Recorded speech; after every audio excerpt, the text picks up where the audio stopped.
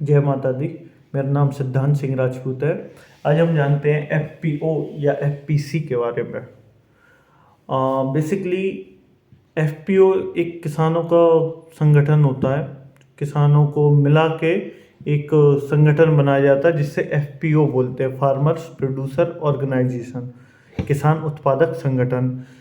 इसी एफपीओ को जब हम कंपनी एक्ट के तहत उसको रजिस्टर्ड करवा देते हैं, उसे एक कंपनी बना लेते हैं, तब उसे एफपीसी बोलने लगते हैं, फार्मर्स प्रोड्यूसर कंपनी। तो हम शुरुआत एफपीओ से होती है, तो हम एफपीओ के बारे में जानेंगे। एफपीओ दो तरीके से बन रहे हैं अभी। एक जो नाबार्ड या एसएफएसी या गवर्नमेंट के द्वारा हमारे क्षेत्र में खुद बनाए जा रहे हैं, और दूसरे जो प्राइवेट खुद लोग खुद ही रजिस्टर्ड करके एफपीओ फिर उनको बताते हैं कि भैया हमारा एफपीओ रजिस्टर्ड है, हमें कुछ फंडिंग दी जाए। दो तरीके के एफपीओ हैं। तो जो हमारा एफपीओ है वो एसएफएसी द्वारा चलाया जा रहा है। तो शुरुआती हम आपको बताएं क्या होता है। बेसिकली अपने क्षेत्र के आप 10 किसानों को, जो भी अच्छे किसान हो, सक्षम किसान हो, और जो आगे बढ़ना चाह रहे हो लोगों को लेके, ऐसे किसानों को साथ में लो।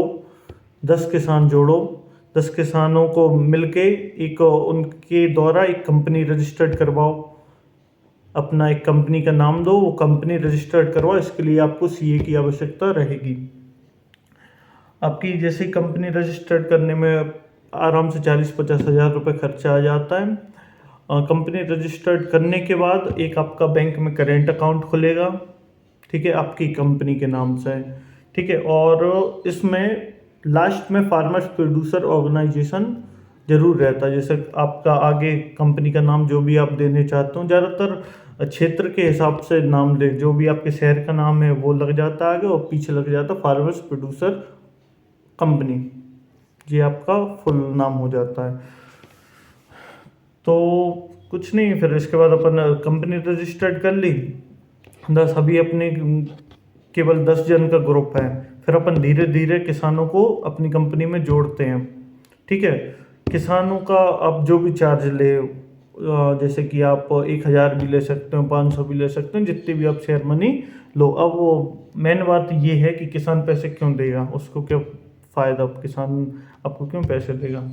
तो बेसिकली इसका अपन यदि शॉर्ट फॉर्म में, क्या ये बड़ी चीज़ है, इतने एक वीडियो में और थोड़ी सी देर में ये समझ में नहीं आएगी। बेसिकली एक अपन किसानों को समूह बना रहे हैं, और ये समूह इसलिए बना रहे हैं क्योंकि मान लो अब कोई एक व्यक्ति किसी दुकान पे एक सामान लेने जाता है, तो उसको वही रेट में मिलता है जो वो बेच रहा है, वो अपना प्रॉफिट रखेगा, सब रखेगा। पर वो व्यक्ति, जैसे अपन खाद बीज दवाई लाते हैं, अपन अपने क्षेत्र के अपने शहर के दुकानदार से लाते हैं, पर वो भी कहीं से मंगाता है, वो ज़्यादा क्वांटिटी में माल मंगाता है कंपनियों से, डीलरों से, तो उसे वो चीज़ सस्ते में मिल जाता है, वो अपना प्रॉफिट कमाता है, फिर किसानों को बेचता है। तो बेसिकली यही है। तो अपन जब खुद का एक समूह बना रहे हैं, अपन पे 200, 300, 500 किसान अपने खुद हैं, अपने पास खुद इतनी डिमांड है, तो अपन बीच वालों को पैसे क्यों दें।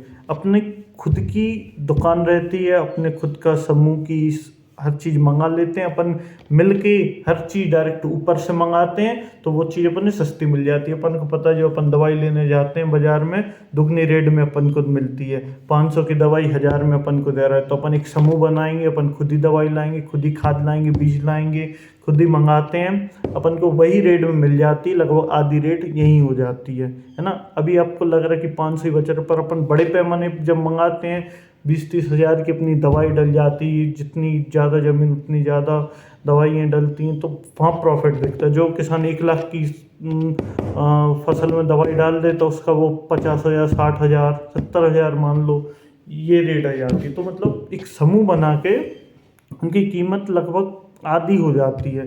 तो यही किस में होगा, जैसे अपन फसल बेचते हैं, अपन क्या अभी कहाँ बेचते थे, आड़तिये ले गए, छोटे मोटे व्यापारी ले गए। अब ये व्यापारी क्या करते हैं, अपन लोगों छोटे छोटे किसानों से इकट्ठा करके खुद बड़े व्यापारी, बड़े डीलरों को बड़ा माल रख लेते हैं अपन, डायरेक्ट सप्लाई कर देते हैं। यही फिर अपना समूह करता है, अपने समूह के जितने भी किसान हो उनसे सबसे माल खरीदो, या अपन और लोगों से भी खरीद सकते हैं। माल खरीदा, डायरेक्ट अपन ही बड़े व्यापारी पे बेच के आ रहा है वो सब।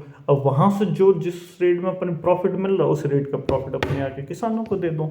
इस तरीके का एक सिस्टम अपनी गवर्नमेंट चलाना चाह रही है, उसके तहत ये एफपीओ बन रहा है। मतलब जो बीच के लोग रहते हैं ना, चाहे वह ये दलाल हुए, चाहे आड़ती हुए, चाहे ये बीच के दुकान हुए, जो बहुत ज़्यादा प्रॉफिट हमसे कमा लेते हैं, लगभग ये उनको ख़त्म करने की, और बेसिकली ख़त्म तो कोई होंगे नहीं, पर आराम से उनको थोड़ा उनका कम हो, उन पर डिपेंडेंसी कम हो। अपने खुद हर ब्लॉक में अपने खुद के एफपीओ बन रहे हैं, अपन खुद 200-300 किसान इकट्ठे करके खुद डिमांड लेते हैं किसको क्या चाहिए, उसी हिसाब से अपन ऊपर माल मंगाते हैं, जिस रेट में ऊपर मिलता है उसी रेट में अपन देते हैं। अब ये है, ये सब करेगा कौन?